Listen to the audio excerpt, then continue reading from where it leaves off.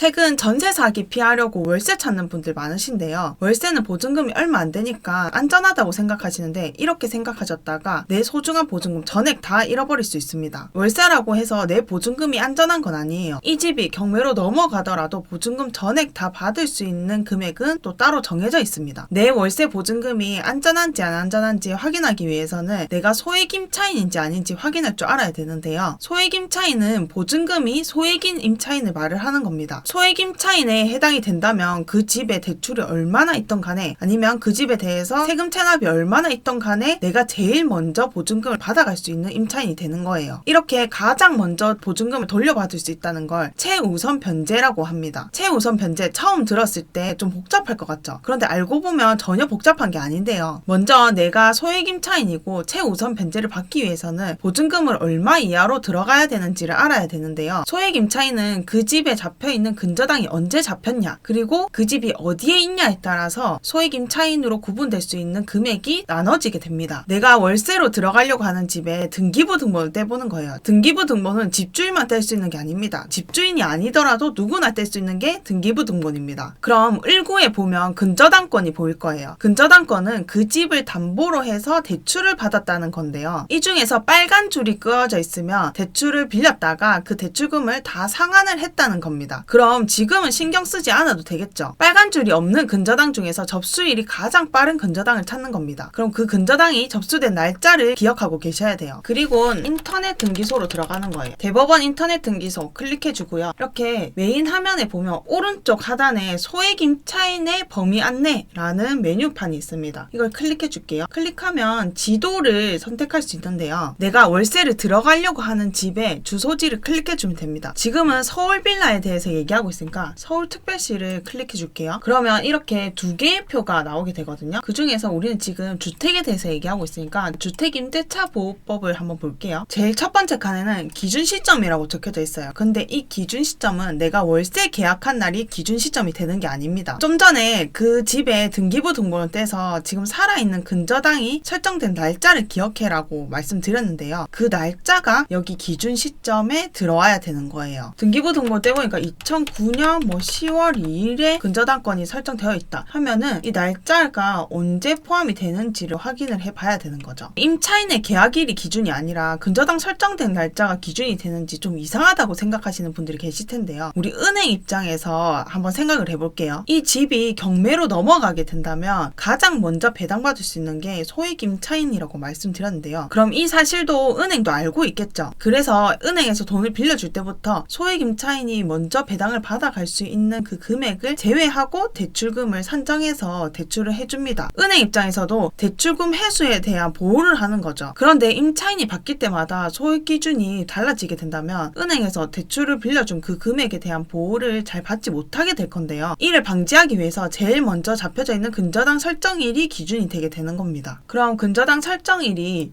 2018년 10월 2일이었다면 여기 2018년 9월 18일부터 2021년 5월 1일 여기 사이인 이 칸에 들어오게 되겠죠. 그리고 두 번째 칸을 보니까 지역은 다 아까 전에 들어올 때부터 서울특별시를 클릭하고 들어왔기 때문에 서울특별시로 기준이 잡혀져 있습니다. 여기 세 번째 칸을 보니까 임차인 보증금 범위라고 되어 있어요. 그리고 1억 1,000만 원 이하라고 적혀져 있는데요. 이 뜻이 뭐냐 하면 1억 1,000만 원 이하로 보증금을 낸 사람들을 소액 임차인으로 기준을 잡게 해준다는 거예요. 여기 있는 금액을 이하로 보증을 맞췄다면 소액 임차인이 되는 거죠. 그런데 소액 임차인이라고 해서 보증금 전액을 다 제일 먼저 배당을 받아갈 수 있는 건 아닙니다. 제일 오른쪽 칸을 보니까 보증금 중 일정액의 범위라고 적혀져 있는데요. 제일 오른쪽 칸에 적혀져 있는 이 숫자 3,700만 원이 제일 먼저 배당을 받아갈 수 있는 최대 금액인 거예요. 그러면 1억 1,000만 원 이하인 보증금을 가지고 있는 사람들은 소액 임차인이라고 기준은 잡아주지만 제일 먼저 배당을 받아갈 수 있게 해주는 그 금액은 3,700만 원이라는 거죠. 예를 들어 볼게요. 아까 전에 2018년 10월 2일에 근저당이 잡혀져 있는 거면 여기 칸으로 다시 들어가야 된다고 말씀드렸는데 만약에 이 집에 살고 있는 사람의 임차인이 보증금이 1억이 잡혀져 있어요. 그러면 1억 1,000만 원 이하니까 소액 임차인에 해당이 되죠. 그런데 다른 근저당권이라든지 뭐 대출금이라든지 세금 체납보다도 제일 먼저 배당을 받아갈 수 있는 거는 여기 적혀져 있는 보증금은 3,700만 원이라는 겁니다. 그러면 1억의 보증금을 맞추고 있지만 소액 임차인이지만 제일 먼저 배당받아 갈 수 있는 거는 이 3,700만 원이라는 거예요. 그럼 내가 월세로 들어가려고 하면 여기 최우선 변제를 받을 수 있는 이 금액만큼만 보증금을 세팅하면 제일 안전하겠죠. 방금 예시로 든 이 집에 3,700만 원의 보증금을 주고 내가 들어간다면 이 집이 경매로 넘어가더라도 나의 보증금을 100% 온전히 지킬 수 있게 되는 겁니다. 그리고 내가 소액 임차인 해당되더라도 주택가액의 2분의 1에 해당되는 금액에서만 우선 변제를 받을 수 있다고 되어 있어요. 제일 먼저 최우선 변제를 받을 수 있다는 건데, 그러면 좀 전에 내가 최우선 변제 받을 수 있는 금액이 3,700만 원이었잖아요. 근데 이 집이 경매로 넘어가게 됐고 누군가가 4천만 원의 낙찰을 받아가게 된다면 2분의 1의 금액이 2천만 원까지만 최우선 변제를 받을 수 있다는 겁니다. 소액 임차인으로서 최우선 변제를 받을 수 있는 조건은 3가지가 있는데요. 첫 번째는 방금 말씀드린 것처럼 일단 소액 임차인에 해당이 돼야 됩니다. 두 번째는 이 집이 경매로 나간다고 등기부 등본상에 표시가 되기 전에 점유와 전입신고를 해야 합니다. 그리고 세 번째는 경매로 넘어가게 되면 몇 월 며칠까지 배당 신청을 해라고 등기가 날라올 건데요. 그러면 그 날짜 이전에 배당 신청을 해야 합니다. 이 3가지 요건을 다 맞춰야지 소액 임차인이 최우선 변제를 받을 수 있게 되는 거예요. 그런데 월세로 보증금을 3,700만 원, 4천만 원 정도만 넣게 된다면 월세 차임에 대한 부담감이 커지게 되는데요. 게다가 요즘은 전세 사기 때문에 서울 빌라 같은 경우에는 월세 가격이 엄청나게 올랐습니다. 서울 빌라 월세값 사상 최고라고 적혀져 있는 기사 제목도 자주 볼 수 있어요. 저도 요즘 서울 빌라 월세 시세를 들으면 깜짝깜짝 놀랍니다. 매달 월세로 나가는 돈이 부담스러운 분들은 이 보증금을 높일 수밖에 없는데요. 앞에서는 최우선으로 변제받을 수 있는 금액을 알아보는 방법에 대해서 알려드렸고요. 지금은 소액 임차인이 아니더라도 법적으로 내 보증금에 대해서 다 돌려받을 수 있게 해주는 이사 가기 전부터 체크해야 될 것들에 대해서 알려드릴게요. 일단 부동산에서 우리가 계약을 하기 전에 등기부 등본을 떼서 그 집에 대한